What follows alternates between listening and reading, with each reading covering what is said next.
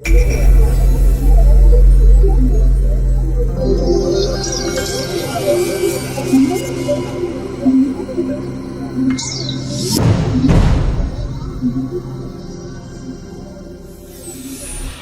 mislim, da gre tle mogoče za šum v komunikaciji, ker z gospodom Zadelom niti približno nisva kaj daleč narazen.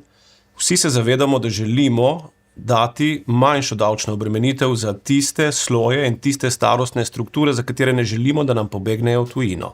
In je to naš primarni cilj. Menedžerji v moji starosti, pa prosim lepo, to je moja izkušnja in to je moje osebno mnenje, zares ne potrebujemo nižjih davkov. Jaz res ne vem, kaj bi meni nižji davki koristili. Razen, da bi imel več denarja na računu in bi zapravljal za mogoče večje neumnosti.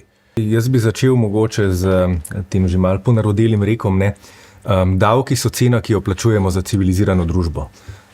In upam, da se tega zavedajo tudi slovenski menedžeri, namreč davki so kot prvo blažilec neenakosti, kot drugo so pa vir, s katerim financiramo najrazličnejše stvari, od pokojnin do zdravstva do socialne države.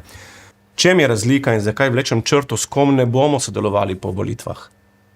Zato, ker tisti, ki so danes v vladi, ali aktivno demontirajo državo, ali pa pri tem asistirajo.